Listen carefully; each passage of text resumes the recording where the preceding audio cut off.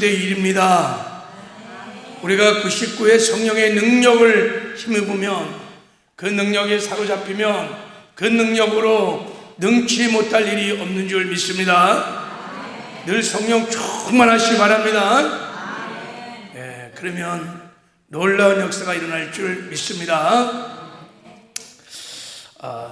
오늘은 배상이 없이는 죄 용서가 없다라는 제목으로 오늘 본문 말씀을 이제 강해하려고 합니다.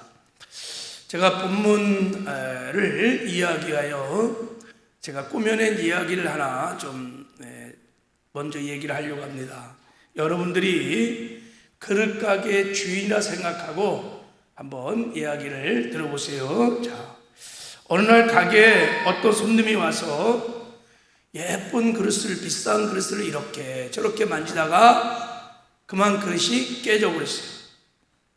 그 비싼 그릇이 쨍그랑하고 깨졌는데, 아니 미안하단 말 한마디도 안 하고 그냥 후다닥 나가려고 하는 거예요. 그 가게 주인은 몹시 화가 날까 안 날까요? 화가 나죠, 그죠? 아니 이 사람이 말 한마디 죄송한 말도 안 하고 나간단 말이죠. 그래서 그릇을 깨뜨린 사람들을 붙들고, 여보시오, 당신이 그 그릇을 깨뜨렸으니 손해배상을 하시오, 이렇게 주인이 욕을 했을까. 근데 만약에 이 손님이, 이제 꾸며낸 얘기니까, 아니 손님한테 무슨 무례한 짓이요, 손님이 왕이란 거 들어보지도 못했어? 내가 뭐 고의로 그랬어? 아니 가게 와서 그릇 사러 왔다가 그거 깨진 거를 왜 내가 책임져? 그러면서 막 오히려 적반하장으로 삿대질하면서 막 대드는 거예요. 자, 성질이 못된 주인 같으면 이 개, CBS, SBS, KBS 막 하고 이제 했을 거예요. 그러나 성격이 침착하고 냉정한 주인은 뭐 이런 것이 다 있어 하고 속으로 그냥 무조건 경찰 불러야 돼. 경찰 불러야 돼.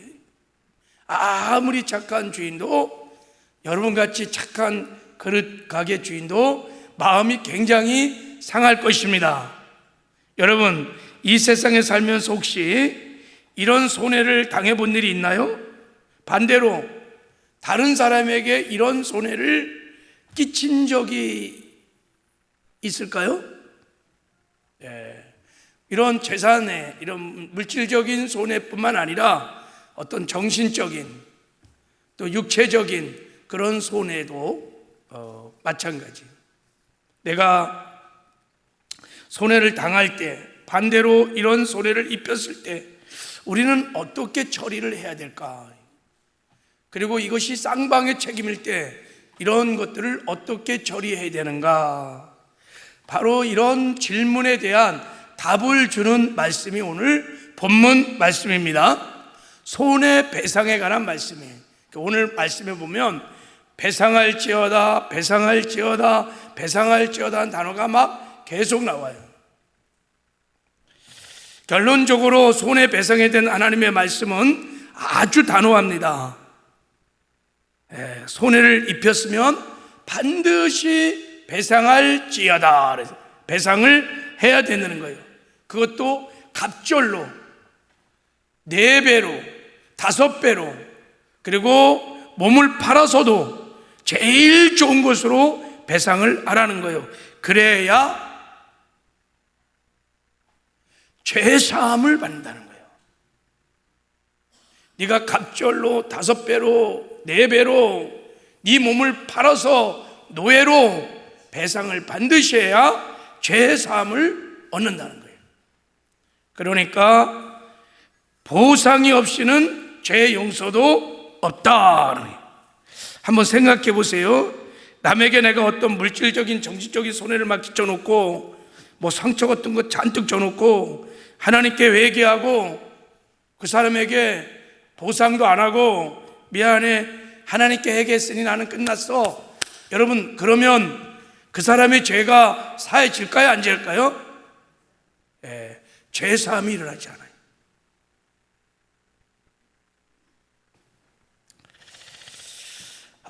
죄 용서를 받으려면 보상을 해야 합니다. 그래야 제3이 일어날 수 있습니다. 자, 배상법은 이것 때문에 우리가 굉장히 중요한, 구약의 율법에 맞서이지만 굉장히 중요한 말씀이에요. 이런 윤리 도덕법은 폐해진 것도 아닙니다. 이 정신을 우리가 분명히 이해하고, 지금부터 우리도 제3의 은혜를 받으려면 배상하는, 보상해주는 그런 삶을 살아야 됩니다. 자, 오늘 본문에는 3가지 배상법이 나옵니다. 그것도 한번 이렇게 체크를 해놓으면 좋을 것 같아요. 1절에서 4절까지 도둑질하여 남의 재산에 피해를 줬을 때, 도둑질 해갖고 남의 재산에 피해를 줄 때는 어떻게 배상해야 되는지가 나왔어요. 1절부터 4절. 5절, 6절은 내가 게으르고 부주의했기 때문에 다른 사람에게 피해를 줬을 때 어떻게 보상해야 되는가가 나왔어요. 그리고 7절부터 15절은 내가 무엇인가를 위탁받았어. 이렇게 누가 나한테 맡겼는데 그걸 보관하다가 손해를 입혔어. 그럴 때 어떻게 배상해야 되는가. 이렇게 3가지 배상법이 나왔습니다. 그 중에 가장 중요한 배상법이, 가장 먼저 나온 도둑질을 해갖고 다른 사람에게 하여간 물질적인, 정신적인 하여간 상처를 주고 손해를 입혔을 때 어떻게 배상을 해야 되는지, 이 첫 번째 거를 중심으로 오늘은 한번 살펴보려고 합니다. 너무 중요한 거기 때문에, 자, 우리 이제 1절부터 4절 말씀을 우리 좀 보겠습니다. 자, 일단 도둑질을 하여 남의 재산에 피해를 준 경우 어떻게 배상을 해야 되는가, 하나님이 이렇게 말씀했습니다. 자, 1절을 한번 읽겠습니다. 1절 시작. 사람이 소나 양을 도둑질하여 잡거나 팔면 그는 소 1마리에 소 5마리를 갖고 양 1마리에 양 4마리로 갚을지니라. 그래서 내가 어디 가서 소와 양을 도둑질해 왔어. 그래서 잡아먹었거나 팔아버렸어, 몰래. 근데 그게 들통났어요. 그럴 때 이것을 배상할 때 소는 5마리를 갚아야 돼. 5마리, 5배를 갚아야 돼. 그리고 양을 도둑질해 왔을 때는 4마리를 갚아야 돼요. 소가 훨씬 효율적이고 비싼 거니까 5마리, 5배 갚아야 돼요. 자, 그리고 2절, 3절을 읽겠습니다. 시작. 도둑이 뚫고 들어오는 것을 보고 그를 쳐 죽이면 피 흘린 죄가 없으나 해돋은 후에는 피 흘린 죄가 있으리라. 여기까지. 자, 도둑이 밤에 막 들어왔어요. 내 것을 도둑질하고 들어왔을 때 그냥 때려 죽였어. 그러면 죄 없다 이거예요. 정당방위 인정한다 이거예요. 그러나 해 돋은 후에 피 흘린 죄가 있느니라. 해가 환하게 떠서 낮에 도둑이 들어왔는데 그런 도둑을 때려서 죽였다? 그러면 안 된다 이거예요. 과잉보호, 그러니까 과잉 대응을 하지 말라는 것입니다. 자, 그러면서 이렇게 말해. 3절 하반절에 도둑은 반드시 배상할 것이니 배상할 것이 없으면 그 몸을 팔아 그 도둑질한 것을 배상할 것이요. 그랬어. 도둑도 배상을 해야 돼요. 근데 배상할 것이 없으면 내 몸을, 내 목동우리를 팔어, 노예로 팔어. 그래갖고 반드시 배상을 해야 돼요. 자, 그리고 이제 4절을 읽겠습니다. 4절 시작. 도둑질한 것이 살아 그의 손에 있으면 소나 낙이나 양을 막론하고 갑절로 배상할지니라. 내가 소와 양을 훔쳐왔는데 팔지 않고 잡아먹지 않고 산채로 있어. 그럴 때는 어떻게 배상하냐면 그 살아있는 것도 주인에게 돌려줘야 되고, 한 마리를 사봐서 내가 도둑질하고 갖고 있었으면 더블로 2마리, 원래 거하고 해서 3마리를 갖다 줘야지만 배상이 되는 거예요. 자, 도둑질하면 적어도 살아있는 것까지 합쳐서 갑절로 배상을 하고, 양은 4배로, 소는 5배로, 그리고 배상할 능력이 없으면 네 몸뚱아리를 빨아서도 반드시 배상을 하라고 아주 엄미한 배상의 이 법을 하나님이 정하셨습니다. 굉장히 엄격하죠. 그냥 훔쳐왔으면 본전만 갚는 것도 어디에, 요즘 여러분 본전도 안 갚으려고 그러는데, 근데 5배를 갚아야 돼. 5배를. 엄청나죠. 자기 몸을 노예로 팔아서 배상을 해야 된다는 거예요. 왜 이렇게 하나님께서 도둑질한 것을 이렇게 엄격하게 배상법을 정했을까? 자, 이게 굉장히 중요한, 우리에게 하나님이 진리의 말씀을 가르치시려고 이제 그러는 거예요. 우리가 이것을 이해하려면, 이 말씀을 이해하려면 10계명의 8계명을 보셔야 돼요. 10계명의 8계명이 뭘까요? 도둑질 하지 마라. 8계명이 도둑질 하지 말라는 거죠. 자, 보세요. 8계명 도둑질 하지 말라는 거예요. 그러니까 출애굽 22장 1절부터 15절은 10계명의 8계명인 도둑질 하지 말라는 것을 우리 일상 삶에서 어떻게 적용해야 되는지 시행세칙과 같은 거예요. 시행세칙. 자, 그래서 우리가 이제 왜 이렇게 도둑질 했을 때, 남에게 피해를 줬을 때 이렇게 엄격하게 하나님이 배상법을 정해서 반드시 갚아야 된다고 하시는가, 그 이유를 이제 우리가 이 8계명을 이해하면 이해할 수 있습니다. 여러분, 우리 안에 도둑질한 것이 우리의 삶에 있으면 심각한 문제가 일어납니다. 영적으로. 자, 8계명에서 도둑질하지 말라는 것은 소나 양만 도둑질하지 말라 이런 게 아니에요. 여러분, 출애굽 22장에서 소와 양을 훔쳤을 경우 이렇게 예를 든 것은 그 당시 소나 양이 자기 소유 재산이거든, 재산. 그렇기 때문에 그렇게 비유를 들은 것이지, 소와 양만 도둑질하지 말라는 뜻이 아닙니다. 여기서 도둑질이라고 하는 단어는 카나브라는 단어인데, 훔치다, 도둑질하다 이런 뜻인데, 두 가지 뜻이 있어요. 동의를 받지 않고 몰래 다른 사람에게 속한 것을 취하는 모든 행위가 도둑질이에요. 두 번째는 남의 것을 바르고 정당한 방법이 아닌 불의한 방법으로 취하는 것, 이것이 도둑질이에요. 몰래 취하고 불의한 방법으로 합법한 절차를 걸치지 않고 동의 없이 자기의 욕심을 따라 취한 것 다 도둑질 하는 것이게. 그러니까 정상적인 방법이 아닌 불의한 방법으로 자기의 욕심을 따라 자기 이익을 추구한 일체 행위, 이게 도둑질이에요. 이거를 카나브라고 그런 겁니다. 자, 이 단어를 가지고 우리가 재물을 취득하는 방법을 생각하면, 재물을 우리가 취하는 방법은 딱 3가지야. 첫 번째는 누군가가 거저줘서 내가 재물을 취했어요. 그냥 부모로부터, 조상으로부터 유산을 물려받은 경우, 이게 첫 번째 경우예요. 두 번째는 내가 막 수고하고 땀 흘려서 벌은 돈이에요. 대부분 이렇게 돈을 벌죠, 그죠? 자, 세 번째는 이 2가지가 아닌 방법으로 재물을 취득한 거예요. 이걸 다 카나브 도둑질이라는 거예요. 이 2가지 방법이 아닌 것은 다 하나님 보시기에는 도둑질이에요.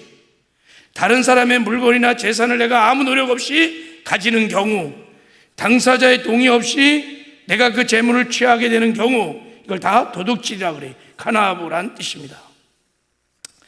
그래서 남의 물건을 가지고 오는 것만 도둑질이 아닙니다. 돈을 빌리고도 갚지 않은 것, 그 도둑질이에요. 외상으로 물건을 사고 잊어버리는 것, 입 싹 닦은 것, 도둑질이에요.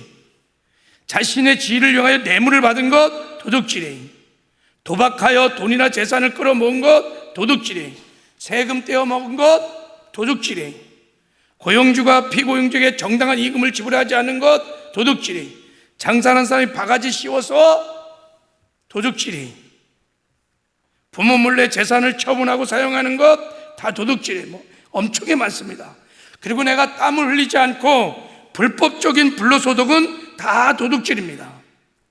그러니까 8계명의 기준을 가지고 보면 주거 목적이 아닌 투기 목적의 부동산 투기, 아파트 투기, 이런 거 고리대금, 사채놀이, 막 공금을 횡령하거나 공공의 것을 개인행으로 착복하고 소득을 늘리는 것 다 여러분 이거 도둑질입니다. 이런 도둑질을 하면 반드시 배상을 해야 된다는 거야. 요즘 현대판 도둑질이 많이 있습니다. 보이싱피싱 도둑질입니다. 전세 사기 도둑질, 개인정보 유출해갖고 상대 동의 없이 사업하고 하는 거 다 도둑질이. 간화부. 이런 도둑질을 했으면 반드시 배상을 해야 죄사함을 얻는다는 거예요. 자, 이 도둑질한 불의한 재물이 내 안에 있으면 어떤 처벌을 받느냐? 자, 우리는 잘 모르지만 하나님은 다 아세요. 우리 안에 도둑질한 불의한 재물들이 있어요. 자, 그러면 어떤 처벌을 받느냐면 첫 번째, 수치와 부끄러움을 당해요. 수치와 부끄러움을 당해요. 역대 우리 대통령들 보세요. 대통령 잘하고요. 이거 그냥 불의한 재물 다 감옥 갔잖아요. 다 감옥 갔어요. 그리고요, 저주를 받습니다. 온 땅에 내린 저주. 그래서 똥과 같아갖고요, 똥이 있으면 파리떼들이 막 끼어듯이 온갖 저주가 막 들어와요. 그 불의한 재물, 도둑질한 재물이 있으면요, 똥 같아. 그러니까 파리떼들이 똥파리가 계속 물려. 그 똥을 치우기 전까지는. 그게 재물이 물려지면 대대로 똥파리가 막 끼어. 그리고요, 더 심각한 것은 죽음의 형벌을 받습니다. 자, 여호수아 7장 25절에 보면 아간이 은과 외투와 금덩어리를 슬쩍 훔쳤어요. 도둑질했어요. 그래갖고요, 그의 아들들, 딸들, 소, 나귀, 양들, 장 모두가 그냥 아골골짜기에 그냥 다 생매장 다 죽어요. 그 불의한 재물 때문에, 불의한 재물이 아간에게 그 장막 속에 있었기 때문에 이스라엘 공동 전체 하나님 임재와 영광이 떠나고 그 똥 때문에 이스라엘 전체가 전진이 안 됐어요. 이게 도둑질한 재물이에요. 그래서 출애굽 21장에 보면 반드시 죽일지나 사람을 도둑질한 인신매매 같은 경우는 그냥 죽여버리라 그래요. 자, 더 심각한 것은, 자, 도둑질은, 자, 우리 고린도서 6장 한번 읽어보겠습니다. 9절 10절 시작. 불의한 자가 하나님 나라를 유업으로 받지 못할 줄 알지 못하느냐. 미혹을 받지 마라. 음행하는 자나 우상 숭배하는 자나 간음한 자나 탐색하는 자나 남색하는 자나 도적이나 탐욕을 부린 자는 술 취한 자나 모욕한 자나 속여 빼앗는 자들은 하나님 나라를 유업으로 받지 못하리라 그랬어요. 도적, 속여 빼앗는 자들, 하나님 나라를 유업으로 받지 천국 못 가요. 그 죄가 있는 한. 마지막 때 끝까지 회개 안 해서 지옥 가는 5가지 죄가 계시록에 나옵니다. 자, 계시록에 보면 회개 안 하면 이 죄 때문에 지옥 가는 5가지 죄가 나오는데 그게 우상숭배, 또 하나는 살인, 복술, 음행, 그리고 뭐예요? 도둑질. 여러분, 도둑질은요 인간의 탐심에서 나오는 거예요. 그래갖고 도둑질할 때 나 도둑질한다 하고 공개적으로 도둑질한 사람은 아무도 없어요. 은밀하게 도둑질합니다. 그러니까 은밀하게 행했기 때문에 들키지만 하면 나는 죄인이 아니에요. 그래갖고요 회개를 안 해요. 회개를 안 해요. 진리의 빛이 비춰지지 않는 한 아무도 모르거든. 하나님만 보셨어. 그래서 도둑질한 죄들은요, 회개를 안 해요. 그래서 마귀가 너무 잘 알아요. 저 죄가 처리되지 않으면 그 죄 때문에 지옥 간다는 것을, 심각한 죄라는 것을 마귀는 너무 잘 알아요. 그래서 여러분, 지옥 간 8분류의 사람이나 회개가 한 5에 다 거기 뭐가 있냐면 도둑질이 있어요. 도둑질한 죄를 회개하지 않으면요, 지옥 갑니다. 그런 뜻이에요. 이게 심각한 죄예요. 그래서요, 도둑질은 반드시 죄를 회개해야 합니다. 회개해야 천국에 갑니다. 도둑질한 사람이 회개하고 제사함을 받으려면요, 그 대신 반드시 성경적인 회개를 해야 합니다. 즉 성경적인 자백을 해야지만 제사함을 얻을 수 있습니다. 만일 우리가 우리 죄를 자백하면 저는 미쁘시고 의로우사 우리 죄를 사하시며 모든 불의에서 우리를 깨끗게 해 주실 것입니다. 여기서 자백이라는 것은, 죄를 자백한다는 것은 그냥 입술로 고백한다는 뜻만을 갖고 있는 게 아니에요. 성경적인 자백은 5가지 원리가 있어요. 첫 번째는, 참된 자백은 자기가 지은 죄를 하나씩 개별적으로 자기가 입술로 인정을 해야 돼요. 그냥 구렁이 단 넘어가듯이 하나님 잘못했어요 그래갖고는 자백이 아니에요. 또 하나는, 참된 자백은 다시는 그 죄를 짓지 않겠다는 단호한 의지와 깨끗한 마음으로 고백을 해야 돼요. 그러면 애통하게 돼 있어요. 세 번째는, 참된 자백은 하나님과 사람 앞에 해야 합니다. 특히 도둑질, 간음죄 이런 건 다 하나님께도 죄를 자백해야 되지만 간음의 대상, 도둑질의 대상에게 용서를 구해야 합니다. 그래야 진정한 자백이 됩니다. 그리고 네 번째, 참된 자백은 피해에 대한 보상을 해야 합니다. 피해에 대한 배상을 해야 합니다. 특히 도둑질 같은 것은 반드시 배상을 해야 합니다. 5번째, 참된 자백은 모든 죄에서 돌이키는 거예요. 자백을 해놓고 또 죄를 지면 안 되고 그 죄를 완전히 떠나는 거예요. 이거를 자백이라고 하는 것입니다. 자, 도둑질한 죄는 하나님께 죄를 자백하고 그리고 피해자에게 찾아가서 용서를 구한 다음에 내가 피해를 미친 그 재물, 그것을 다 돌려주고 보상을 해야 합니다. 그래야 죄 사함이 일어납니다.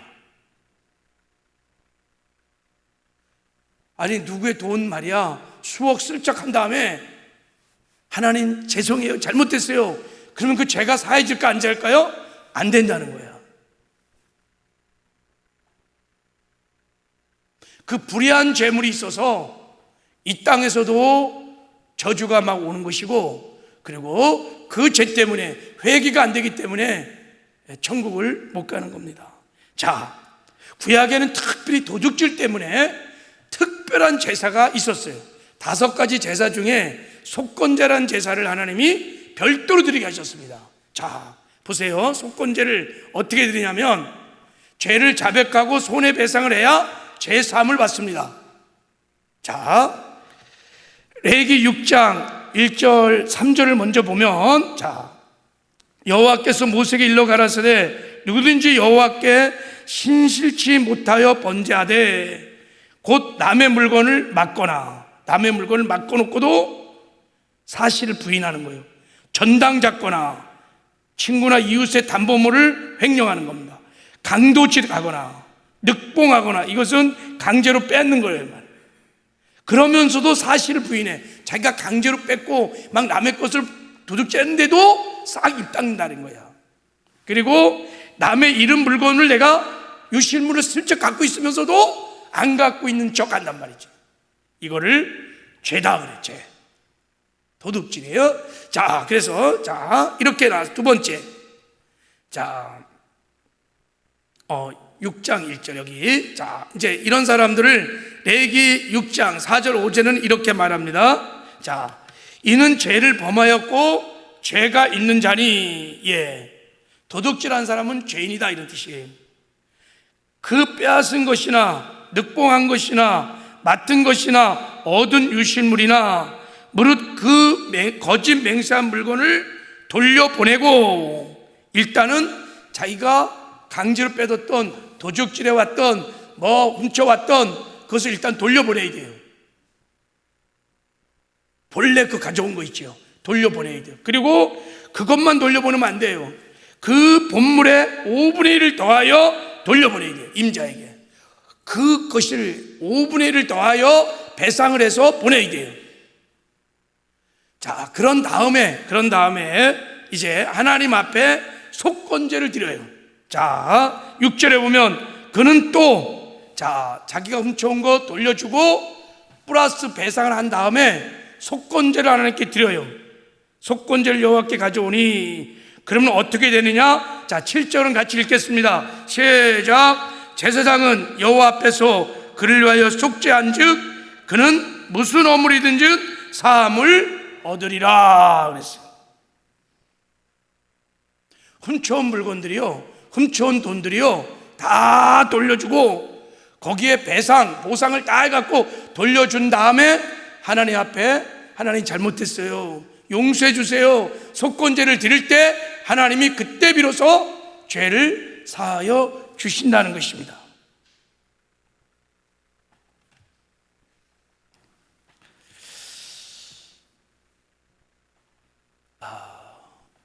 여러분, 이 제사함의 원리가 구약이나 신약이나 똑같습니다.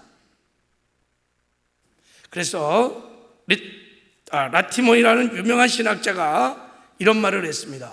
한번 읽어볼까요? 시작. 너희가 만일 부당하게 얻은 재산을 돌려주지 않는다면 너희는 지옥에서 고통 중에 토해낼 것이다. 그러니까 부당하게 얻은 재산 때문에 지옥 간다는 거예요. 그리고 그것은 그때 가서 너희가 토해낼 거다. 그래서 여러분, 불의한 재물 때문에, 나의 욕심 때문에 상대방의 동의도 없이, 그리고 불법적인 방법으로 끌어모은 이 불의한 재물 때문에 지옥 가는 사람들이 굉장히 많이 있을 겁니다.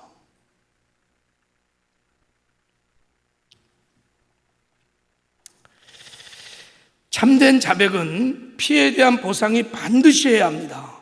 피해에 대한 보상이 없는 자백은 참된 자백이 아닙니다. 그래서 어거스틴이 이런 말을 했습니다. 보상이 없으면 죄 용서도 없다. 이렇게. 보상이 없이는 죄 용서도 없다 그랬어요. 오늘 설교 제목을 제가 정했는데 제 말이 아니라 어거스틴의 말이에요. 보상이 없이는 죄 사함도 없다. 죄 사함 없으면 천국도 못 가는 겁니다. 여러분, 누구든지 어떤 행도 남에게 재산상이든 피해를 끼쳤다면 반드시 보상을 해야 합니다. 이것은 그리스도인들에게도 당연히 적용되는 진리입니다. 예수 그리스도의 속죄의 은혜가 결코 배상의 의무에 대한 면죄부를 주지 않는다는 것입니다. 그러므로 죄를 입술로만 자박한다고 다 되는 게 아니에요. 그런 입술로만 하는 자백은 용서함을 받지 못해요. 그건 진정한 자백이 아닙니다. 요한일서 1장 9절의 뜻이 아닙니다. 반드시 보상을 해야만 합니다. 자, 한번 볼까요? 자, 삭개오가요, 예수님 앞에 이렇게 고백했습니다. 자, 우리 한번 8절 한번 읽어볼까요? 시작. 삭개오가 서서 주께 여짜오되 주여 보시옵소서, 내 소유의 절반을 가난한 자들에게 주겠사오며 만일 누구의 것을 속여 빼앗은 일이 있으면 내 갑절이나 갖겠나이다. 주님, 제 소유의 절반을 가난한 자에게 주고 제가 토색한 것, 훔친 것 4배로 갚겠습니다. 그랬더니 예수님께서 그거 구약의 관행이야, 너 그럴 필요 없어, 지금 신약시대야, 그렇게 말하지 않고 주님 뭐라 그러시냐면 오늘 구원이 이 집에 이렇느니라 말했어요. 죄사함이 너에게 임했느니라, 구원을 받았느니라 하고 말한 것입니다. 도둑질한 죄를 처리하지 못하면 천국에 못 갑니다.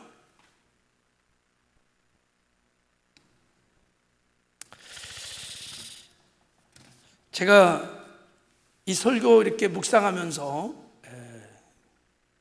제가 강대학 여기 와서 지금 기도를 아까 좀 하는데 갑자기 한 분이 떠올랐어요. 걔가 간절히 중보기도했어요.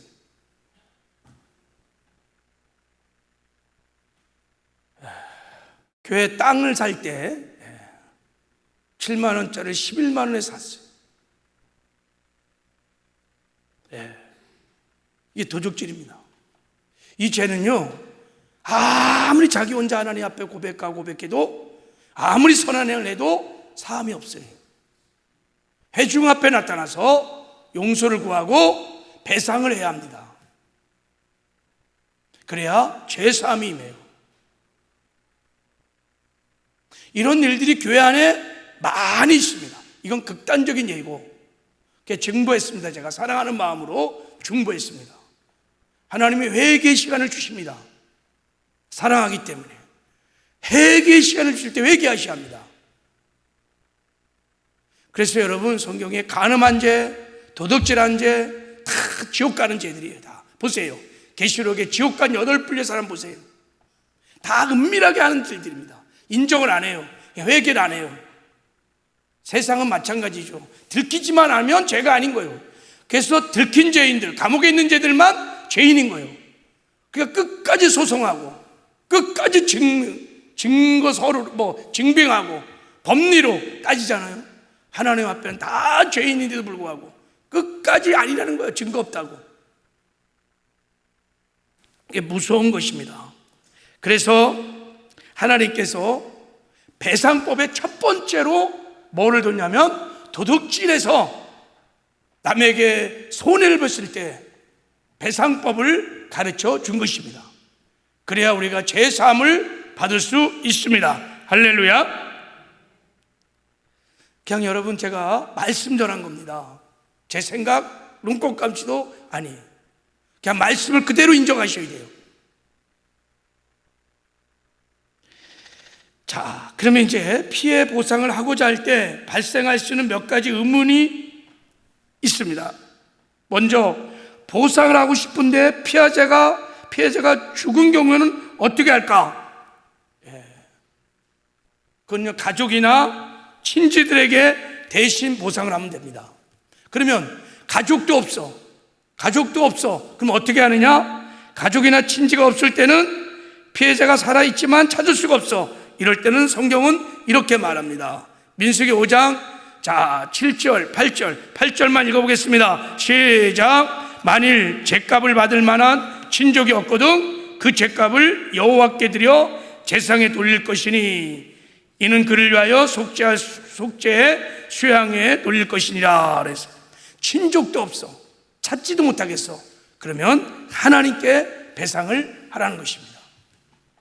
하나님이 그 증심을 받으시고 죄 사함의 은혜를 베풀어 주실 것입니다.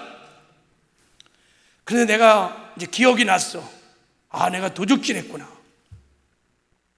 내가 회개하고자 마음이 있으면 성령이 탁 조명해 줍니다. 이런 은밀한 죄들은요, 성령의 조명이 있어야, 빛이 쫙 비쳐야 어둠 속에 있었던 죄이기 때문에 깨달아집니다. 내가 회개하고자 한다면 정확하게 조명합니다. 근데 보상을 하고 싶은데 할 만한 형편이 안 돼, 능력이 안 돼. 그러면요, 적어도 그 사람을 찾아가서 그 사람에게 말합니다. 미안합니다. 내가 하나님을 믿고 회개했는데 하나님이 손해배상을 해주라고 하셔서 제가 찾아왔습니다. 제가 지금은 배상할 능력이 없지만 조금만 기다려 주십시오. 제가 반드시 돈을 벌어서 10원부터 100원부터 1000원부터 만원부터 배상을 시작하겠습니다. 시작해야 돼요. 내가 할 수 있는 그 수준부터. 10,000원 할 수 있다면 10,000원부터 시작해야 돼요. 그럼 하나님이 도와주실 것입니다. 탕감하는 은혜가 있을 것입니다. 한국의 명지고등학교 교장 선생님의 간증입니다. 그분은 예수 그리스도를 영접한 후 깊은 은혜를 체험하게 되었는데 어느 날 갑자기 어릴 적에 남의 참외밭에 가서 몰래 참외 따먹은 일이 생각이 났대요. 그 자책이 견딜 수 없어서 시장에 나가 참외값을 딱 계산한 다음에 값에 최대치 이자를 붙여갖고 자기가 어릴 때 밭의 참외 주인을 찾아서 편지를 다 썼대요. 그래갖고 이자를 쳐갖고 딱 돈을 보낸 거예요. 딱 이래서 저래서 제가 이랬습니다. 뭐 극단적인 예일지 모르지만, 자, 그런데 이 주인이요 동네에 사는 거니까 그 편지를 받고 야, 뭐 이런 편지도 다 있나. 그래갖고 한 며칠 후에 그 보낸 수표와 닭도 몇 마리 가지고 자기 집을 직접 찾아왔다는 거예요. 뭐 동네 사람이니까 서로 알겠죠. 참, 그 뭐 어릴 때 그거 한 거 가지고 이렇게까지 하십니까, 교장 선생님? 그때 교장 선생님이 아닙니다. 내 마음의 평안과 내 마음의 안식을 위하여 제발 받아주십시오. 통 사정을 하니까 참외밭 주인이 알 수 없이 돈을 가지고 고향에 내려가서 집안 사돈의 팔중까지 다 불러놓고 야, 오늘부터 우리 모두 교회 나가야 되겠다. 예수란 사람 굉장하더라. 예수 믿는 사람 대단하더라. 그러면서 다 교회 나가기로 했다는 거예요. 여러분, 이게 사실은 극단적인 예일 수 있어요. 굉장히 교장 선생님은 민감한 거예요. 또 성령이 기억나게 하시고. 그렇게 여러분 똥을 치우고 나니까 너무 편안한 거예요. 여러분, 한국교회 부흥이 막 엄청 일어날 때 무슨 죄를 자백감으로 부흥이 일어났을까요? 평양 대부흥이 무슨 죄를 자백할 때 일어났을까요? 도둑질한 죄를 자백한 거예요.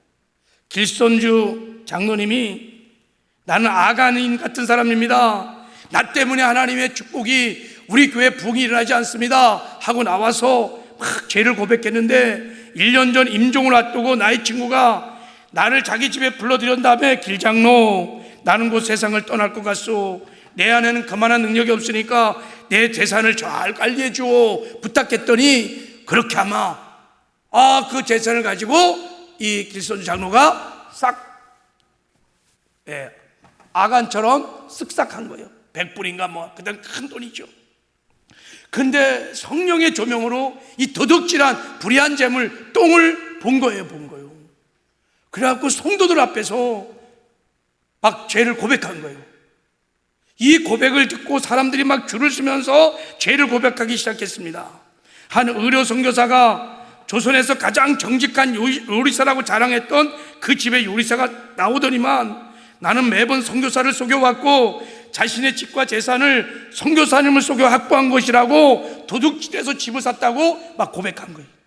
한 선생님은 선교를 위해서 땅을 얼마나 사도록 부탁을 받았는데 그 자금을 500달러를 받았는데 땅을 구입하는데 80달러 쓰고 420달러를 자기가 도둑질했다고 막 고백을 막 한 거예요. 도둑질 고백을 막 하기 시작한 거예요.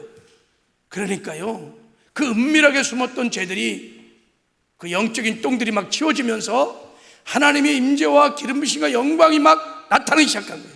부흥이 막 일어나기 시작했습니다. 부흥이. 그래서 평양에 부흥의 역사가 일어났습니다.